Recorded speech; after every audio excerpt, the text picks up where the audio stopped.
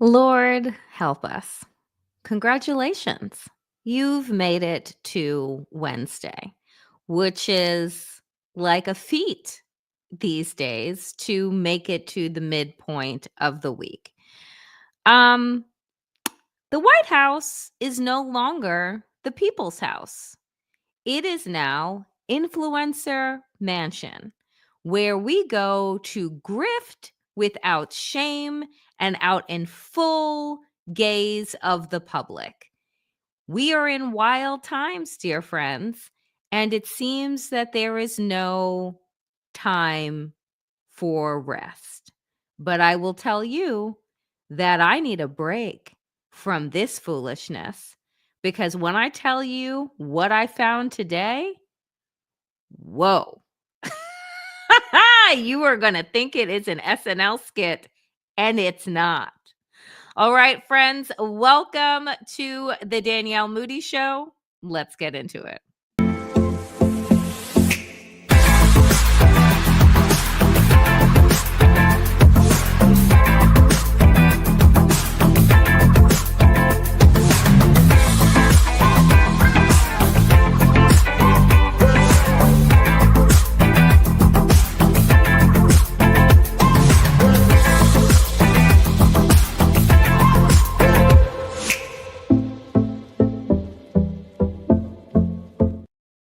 So, as it turns out, the White House is no longer the people's house. Government is no longer for people that are interested in working on behalf of the public. It is a private sector smash and grab. It is the place where you go and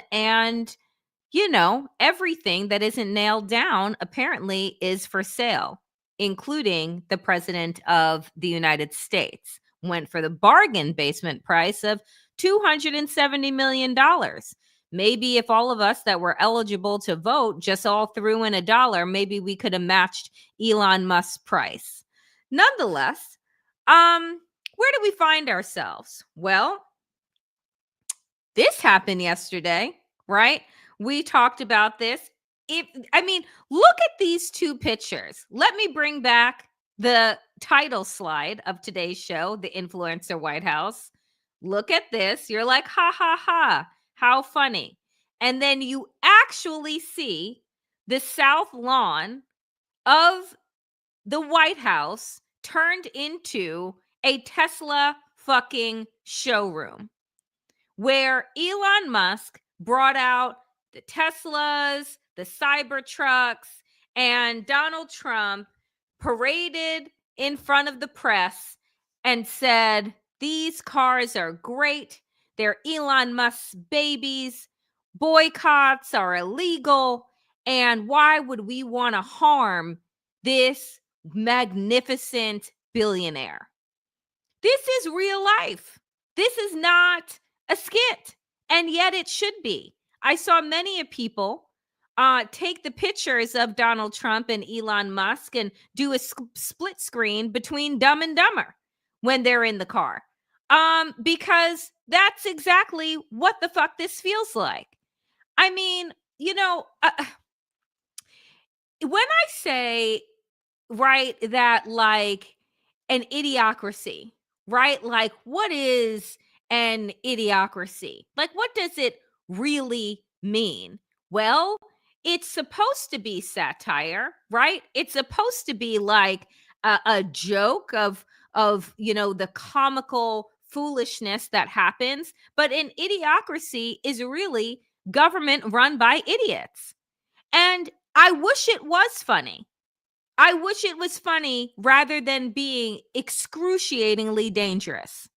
But, to the point that Taka just made, it is disgraceful. This is the second time that Donald Trump is inside of this White House. And I remember the first time in saying that, my God, when Donald Trump leaves, we're going to need to have the place fumigated because of all the trash that was coming through that place.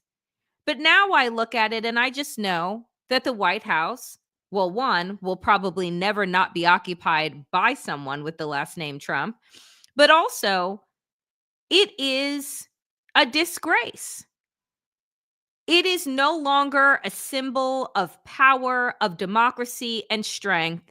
It is nothing more than a tacky fucking infomercial. That's where Donald Trump has taken us. That's where the American people, at least 80 million of them who willingly voted for Donald Trump, have taken the country. And so you would think, well, it must just be Donald Trump, right? Like he is something that is, you know, relatively like an anomaly, right? Like this can't possibly, right? This kind of selling, this kind of grifting can't possibly be like the norm, right? Like we know it's Donald Trump's vibe, but is it everyone's vibe? Yes. Yes, evidently it is. I'm going to play this clip. Trump government official who enforces Doge cuts firing employees for, quote, poor performance, works as an influencer during business hours, filming in her government office.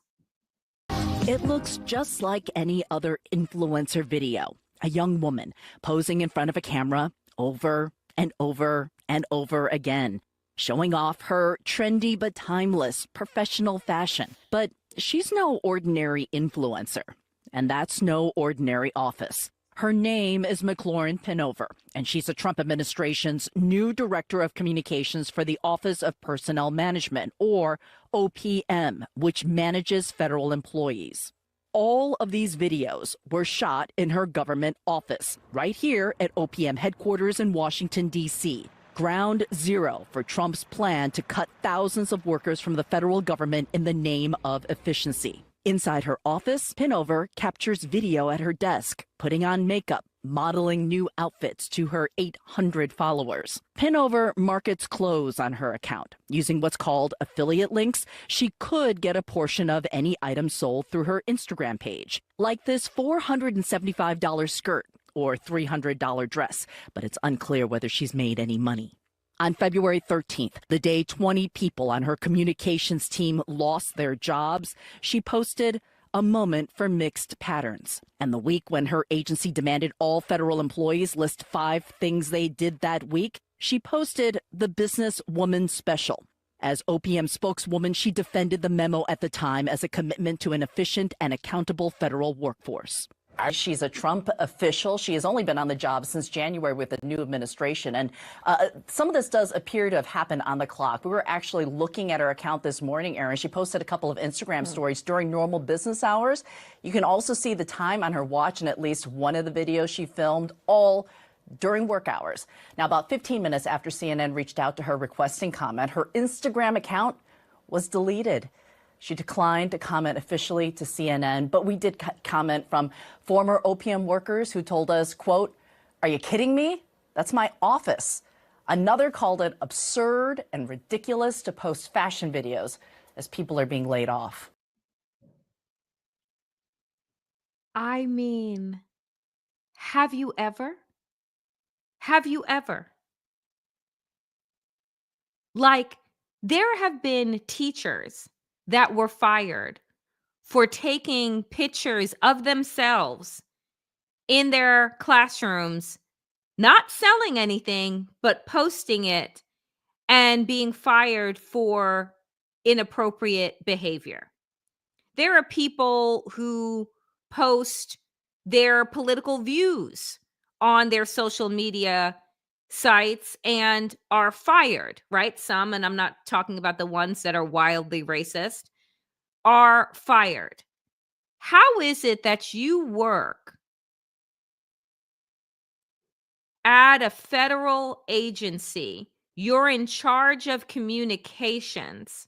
Your office is responsible for firings that are taking place across the government, but you have time in your day to grift off of your mighty 800 followers, post links, pick out outfits. Like, When Donald Trump said that he was only surrounded by the best people, was this what we were talking about? Was this it? This is the influencer White House. This is a government filled with people who are on their influencer capitalistic fucking grind. They could give a goddamn about public service, taking an oath for the American people to do right by them, advancing progress or our Constitution. I mean, that clip out of CNN, like when I saw this on social media, I said, no, couldn't possibly be, right? Like you couldn't be so stupid, but why is it stupid? It's not like she's going to be fired. It's not like this administration is going to be embarrassed by this. They'll say, look at her multitasking. That's great. This is what makes America great. The gaslight fucking continues. Because every time that you bring up like the very real and obvious conflicts of interest, inappropriate behavior, they just don't care. So when you genuinely say you can't shame the devil, this is the kind of shit that I'm talking about. But when I saw the screenshot, I was like, no, could not possibly be. Let me go and find the video.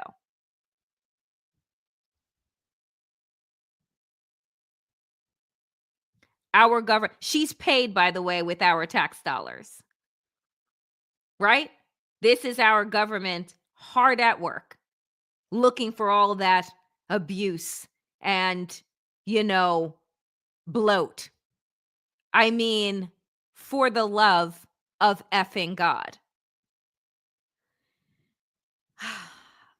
It gets better. And by better, I mean worse.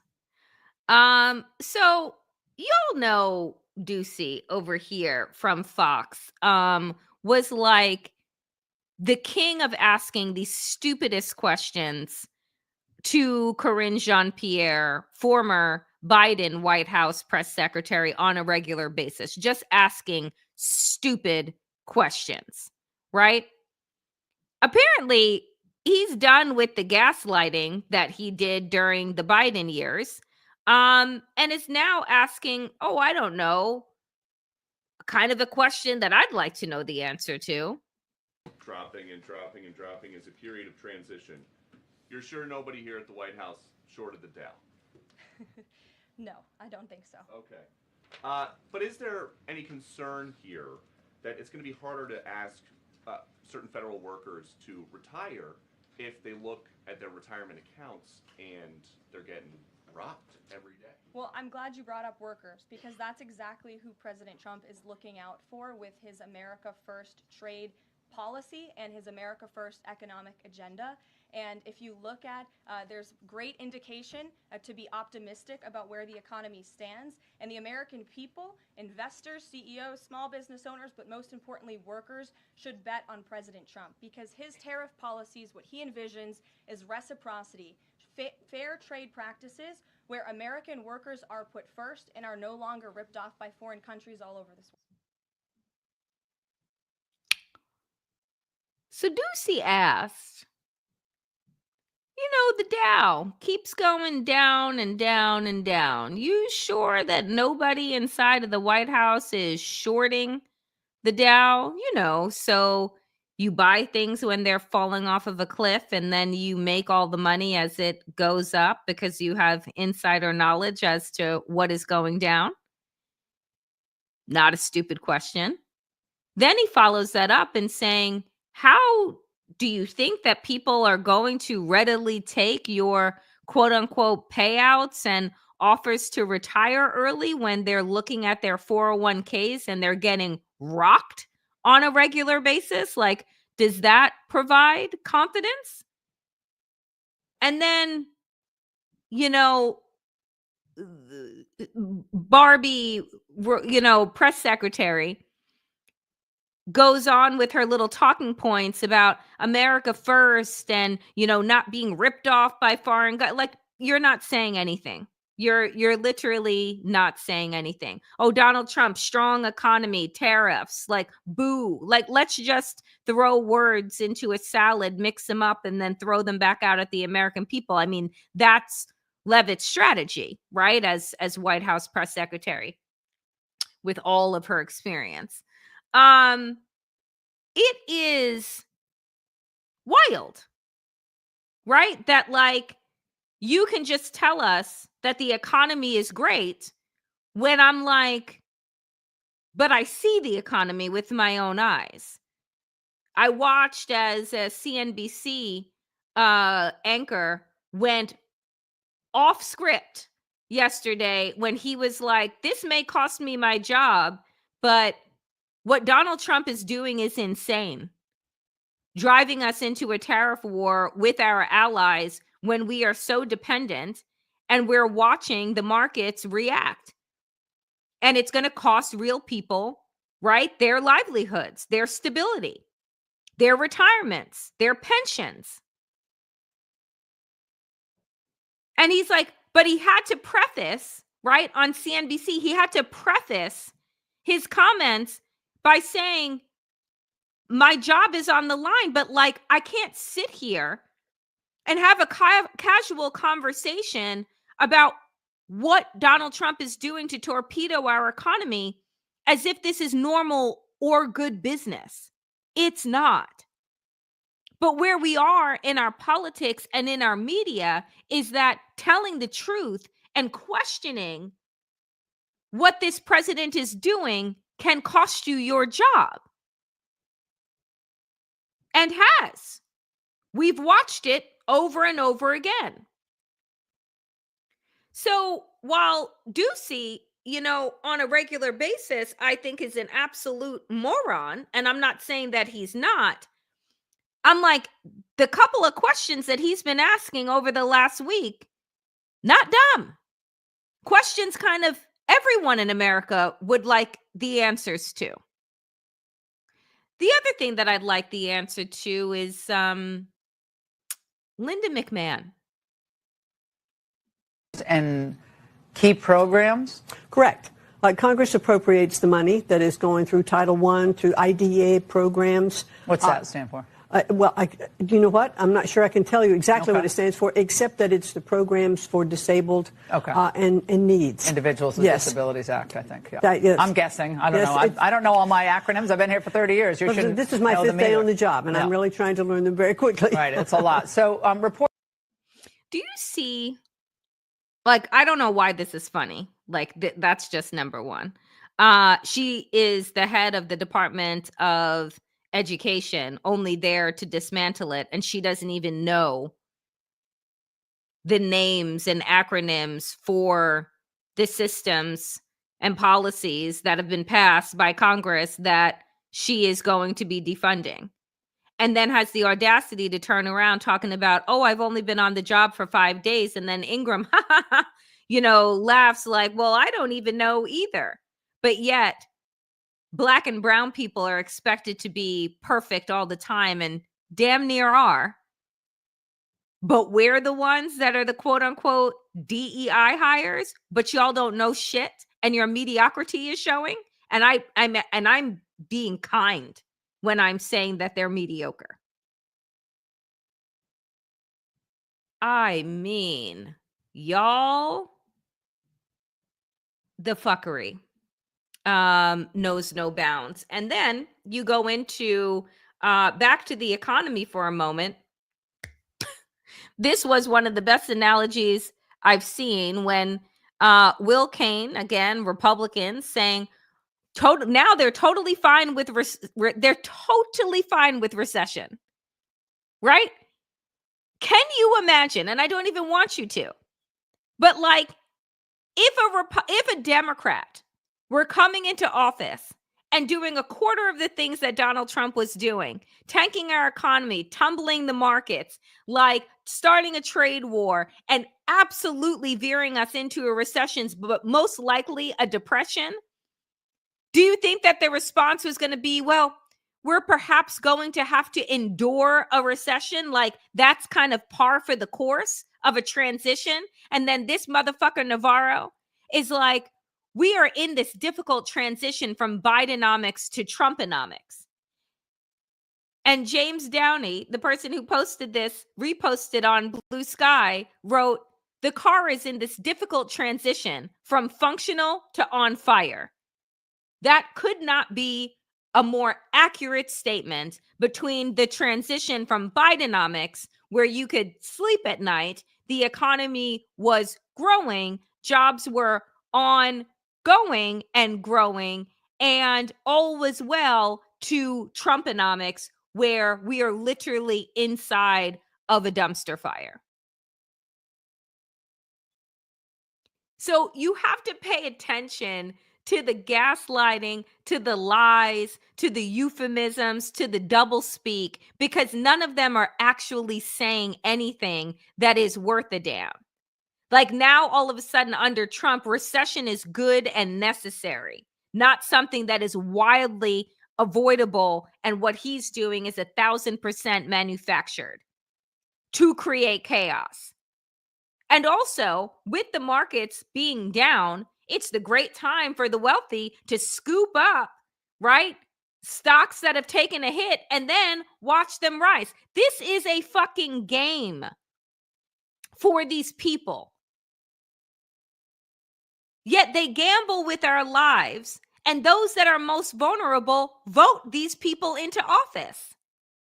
It doesn't make any sense. I feel like I try on a regular basis to understand the logic that would have you consistently vote for people who gamble with your life. The only thing that I come up with is racism, right? Because that they want to take to the bank every fucking day. So long as someone else is suffering worse, I guess your suffering isn't that bad. That's the logic here. I tell you, the stupidity is a hell of a fucking drug. And just so that you know, I'm not making shit up, because these are things that are being said all over the internet. All of a sudden, these Trump voters are just like, wait, what? I didn't vote for this. I voted for Donald Trump to make my life better. I voted for change. I didn't vote for this. Case in point. I don't know who Barbara Hamblin is, but let's read Barbara's post, shall we? I'm going to say it, and it needs to be said. I am a diehard Republican, and yes, I voted for Trump. With that said, the hypocrisy the Republican Party is showing is appalling at best. I would have never voted for all of that has happened in just a month. I didn't vote for Elon Musk. I didn't vote for president of Ukraine to get ousted, and I sure as hell didn't vote for half of Americans being laid off. Yes, I understand bringing jobs back to America, but now the job market is flooded because of how this was all implemented. Yes, I understand tariffs, but it's just being passed down to now unemployed. Yes, I am one of those innocent bystanders that got laid off due to foreign aid, and my heart is broken. Trump administration, do better. This is embarrassing and insulting. How did I do?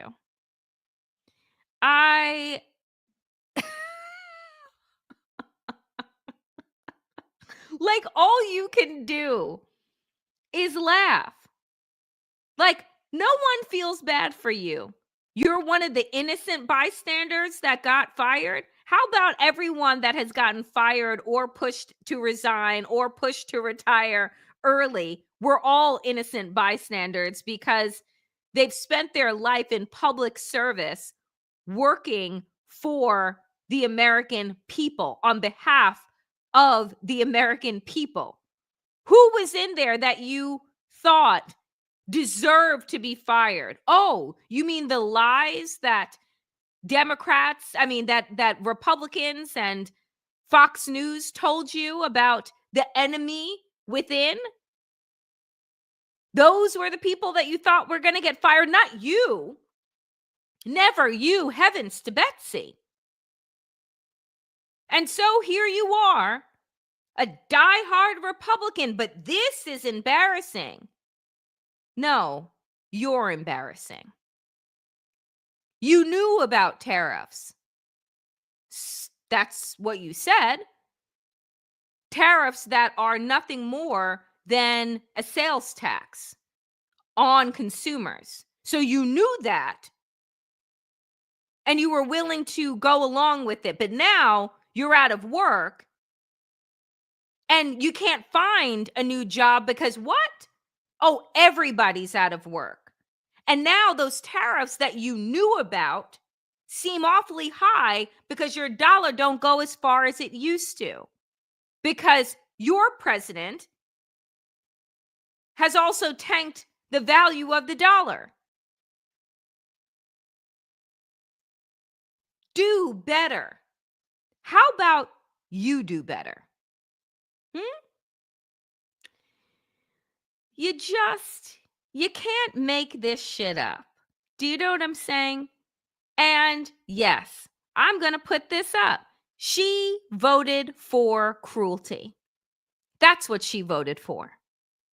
She just didn't believe and think that the cruelty was going to be directed towards her because she's a good Republican.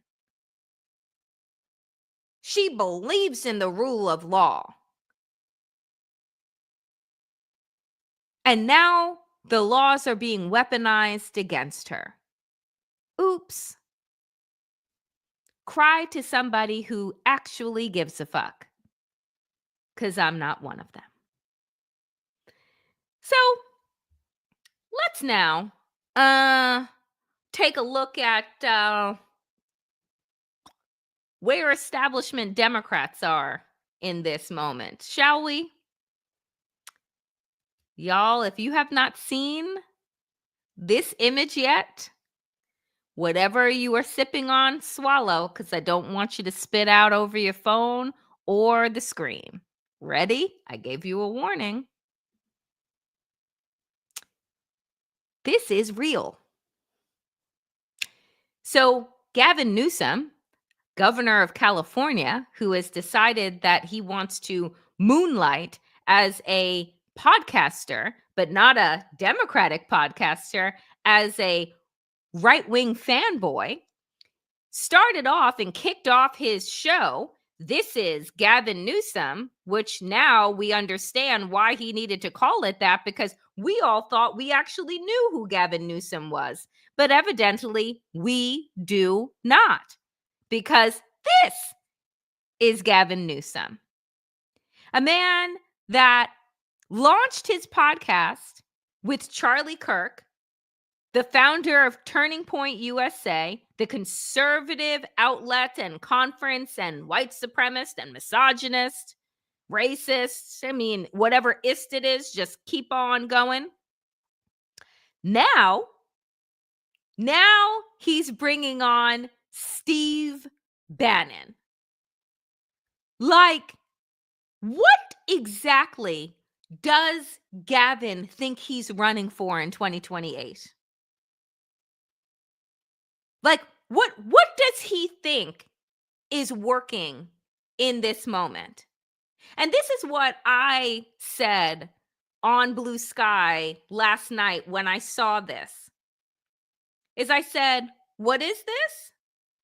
This is white, male, cis, hetero privilege. This is Gavin Newsom, a wealthy white man whose life is not being put into question and his humanity is not being questioned. So he can just sit down with Steve Bannon and yuck it up as two white guys having a brewski and not giving a fuck about anyone else. It is beyond disgusting. Like, really? And I'm not the only one who thought so. Oh, damn it, it's not going to play. I really, really, really, really want to play this video for you. I'm going to try and remove it, and let's see if we can put it back, because Lord Jesus, Adam Kinzinger went fucking off on Gavin Newsom. And he was like, up this morning fully expecting the outrage of the day to be something that like Trump did, or the fact that Jared Golden, a Democrat, voted for the continuing resolution last night, which is also insane. And then I see this. I see that Gavin Newsom has decided to invite Steve Bannon on his podcast, and they're going to have just a wonderful conversation. Last week, he had Charlie Kirk on his podcast. That I didn't get extremely outraged about, even though Kirk is one of the bad guys. Bannon is the author of this chaos we're seeing right now. Bannon is the one that says you need to flood the zone with shit. Bannon is the one that has basically authored where we are and what Donald Trump wants. And because Gavin Newsom wants to run for president and thinks he's going to be this healer, he brings on this nationalist. Many of us on the right sacrificed our careers taking these people on, and Newsom's trying to make a career with them. This is insane. He could not have articulated that better. Many people on the right lost their careers trying to take the Steve Bannons and the white nationalists to the floor, to the mats. They lost their career. Adam was a representative, right? He got primaried out of there. The other one, Cheney, out of there. And look, folks, I don't agree with their voting records outside of January 6th and outside of the things that they have said that we all who have eyes have seen about the people that are in Donald Trump's immediate circle, those that have been advising him and his strategists. But the fact is, what he just said about Gavin Newsom trying to now make a career off of doing what exactly?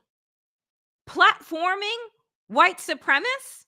Platforming misogynists? Does he think that whoever was his base is looking at this and saying, oh yeah, somebody's got to do it? It's not as if, folks, he's bringing these people on and airing them out for who and what they are. No, when he brought on Charlie Kirk, he decided to throw trans girls and athletes under the bus. He decided to throw Black Lives Matter under the bus. He decided to throw those who don't want to be shot and killed by police, who wanted to not defund, but redirect the funds for bloated police departments towards community efforts and services. Gavin Newsom brought these people on and did a jig, does a tap dance for them. Does he think that those that were aligned with him as the first mayor in San Francisco to officiate an LGBTQ wedding before it was legal, the man who was taking Ron DeSantis to task for his Don't Say Gay bills and other hateful bills, the man who stood on stage at the DNC and who was a spokesperson for both Biden and Vice President Kamala Harris, does he think that his base of Democrats is looking at this pivot and saying, that's my guy? No. What people are looking at and is saying, you're not to be fucking trusted. This is not about having open conversation. This is not Mitt Romney Republicans. This is not John McCain Republicans. These are fucking goose-stepping fascists who hate queer people, hate Black people, despise women, hate immigrants. And you're going to sit down and what? have a cocktail and some laughs at the expense of those people who are living in fear right now?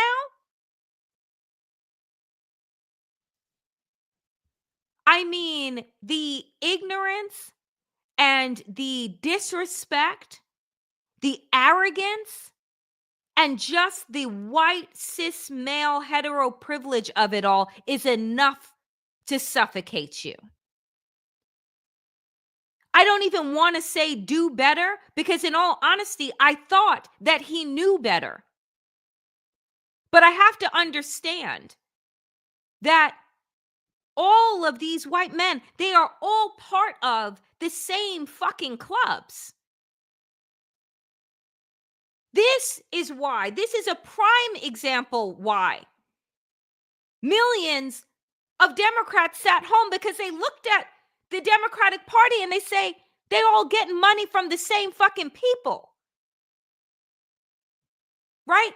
They're talking in our face one way and then going behind our backs, having dinner, having cocktails, and joking as if we think it's funny. No, because we're the joke. I don't know what Gavin Newsom is going for. Maybe he has no plans to run because he knows that there will be no presidential election in 2028. So he's like, maybe he's auditioning for an anchor spot that was left by Hegseth on Fox, and that's where he is going to be tap dancing to next. But just to be clear, he has not a fucking chance in hell as president of the United States. I thought maybe before, but now that you've shown us who you are, and I appreciate it so much, because I'd rather understand very clear and transparently who these people are than vote them in and do a two-step like a Fetterman. So he's laid all his cards out on the table. So we know who he is. He is off the list now.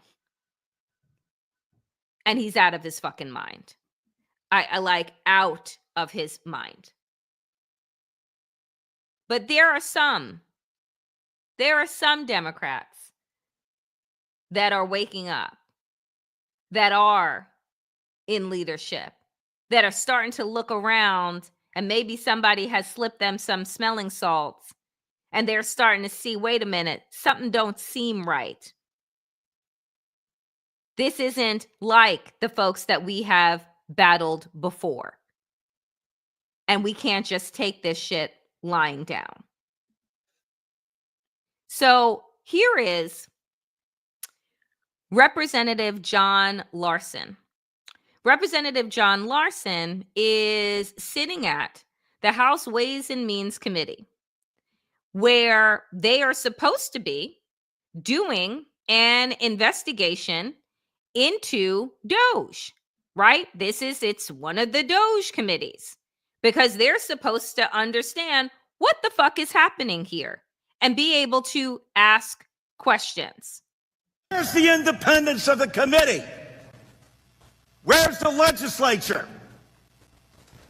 We're an equal branch of government. And you start off with a blather, and yet look at the empty seats here. Where's Elon Musk? I'm sure he's a genius and is a very credible person because of the wealth he's accumulated. But that does not put him above the law or the responsibility to come before this committee in this Congress. If he's so great, if these plans and all the fraud and abuse that he's found are so eminent, why isn't he here explaining it? You know why. Because he's out to privatize Social Security. Welcome to the party. If he's so great, if Elon Musk is such a fucking genius, then he should want to waltz his non-suit wearing ketamine ass in front of any committee and say, I've been able to do in a month what you all haven't been able to do in decades. Except we know that it's bullshit. We know that Doge really doesn't even exist. This is a fucking coup. These people are going in, rewriting data, closing down agencies, firing everyone because they have no intention for government to ever work again. So Representative Larson is just like, how are you holding fucking hearings and ain't nobody here? But you want to open up and talk about how amazing Doge is and look at the fraud and abuse. Where is it? It is past time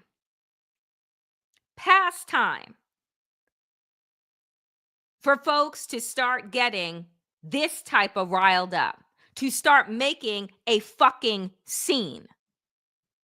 Because what is happening right now is a fucking disgrace.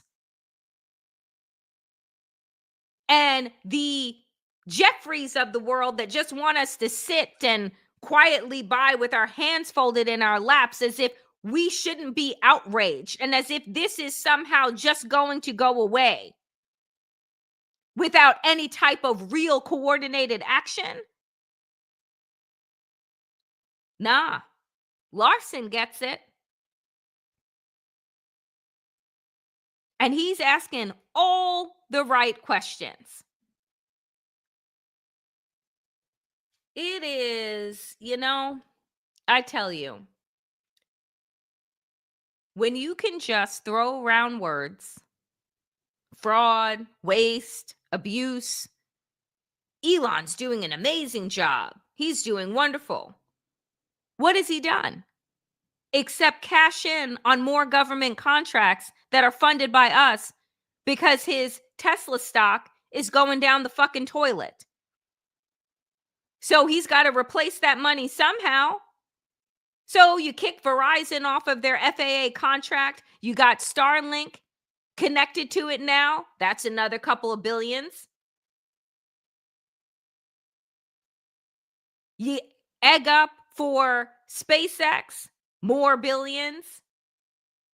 But said instead of this time it coming from the fucking Saudis and your other investors, it's coming out of our Social Security, Medicaid.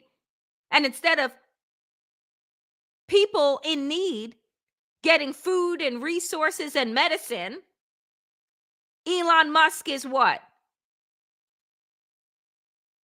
Buying more dope? I mean, folks, this is where we are. This is where we are. I'll close out today.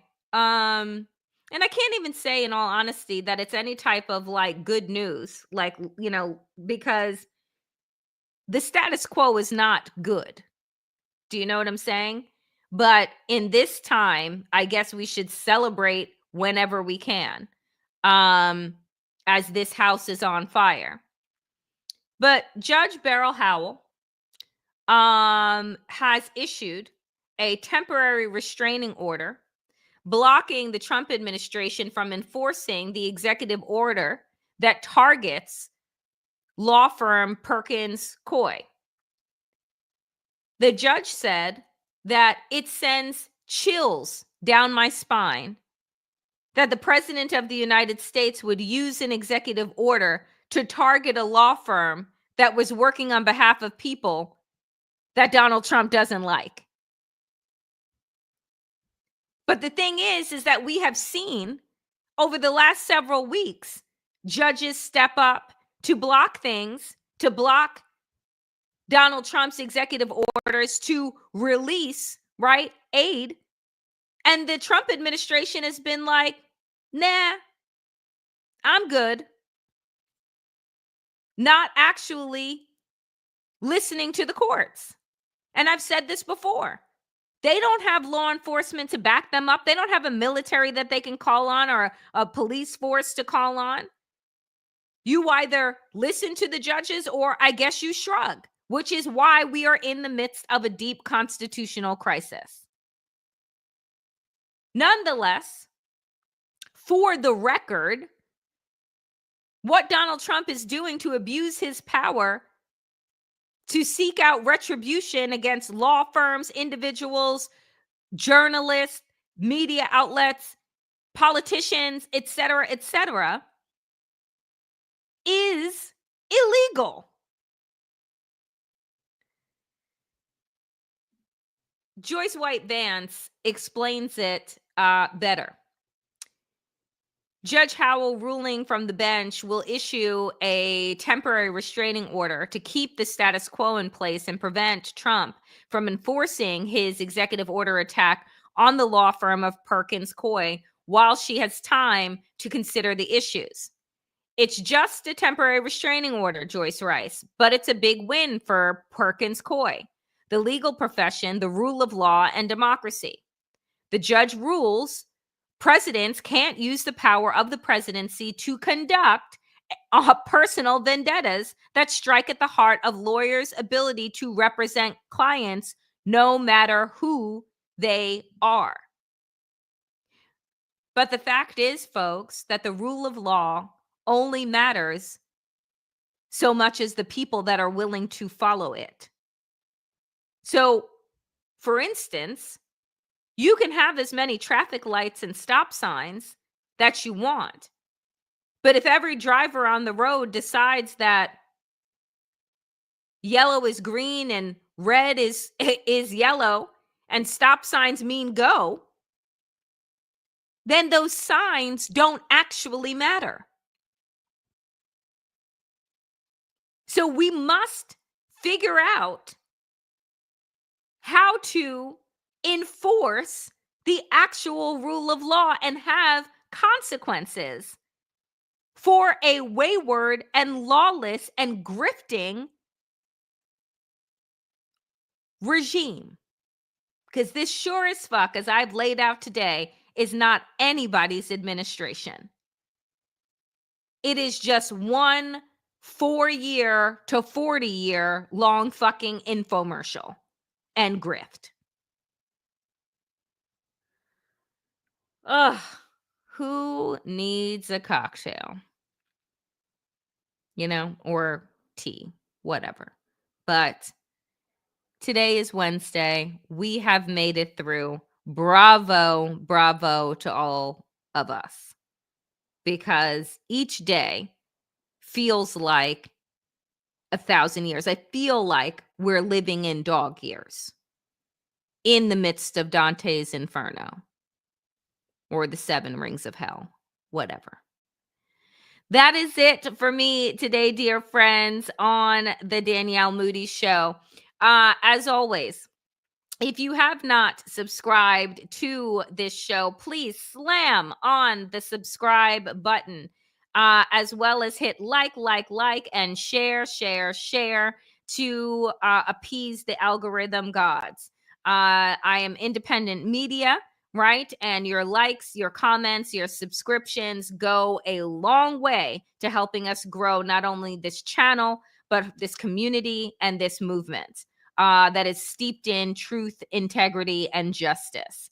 I want to say thank you so much to those who donated today. I appreciate each and every single dollar, and it helps me be able to deliver the kind of content that you all deserve. I want to shout out our fabulous moderators, Susan and Deb, who hold down the chat every single day of the Danielle Moodie Show, and I appreciate y'all so very much. You make showing up every day absolutely enjoyable. And just thank you to all of you who show up every single day. I appreciate you. So I will be back tomorrow, 5 p.m. Eastern, for our Thursday show. And I will have a special announcement, as I told you last week, that we're getting ready to make more content on this channel, so that you have things to look forward to 6 days a week, because even God took a day off, right? So I think I deserve one too. But more content is coming. More shows are coming your way. And I'm excited to offer that. And For those of you who also love the ecosystem over at Substack, I have a new Substack article up today entitled Megan Sussex, Black Luxury and Revolutionary Rest. And that is up now. I also posted some clips of it on the YouTube post as well. As always, dear friends, power to the people and to all the people power. Get woke, stay sane, and in these extraordinarily dangerous and fucking exhausting times, do stay safe. I will see you back here 5 p.m. Eastern. And thank you, Susan. My Substack is The Damn Digest, DanielleMoodie.substack.com. And again, like, comment, and subscribe, and hit the bell so that you never miss an episode. See you back here tomorrow. And tomorrow is our Call to Action Thursday. Be well.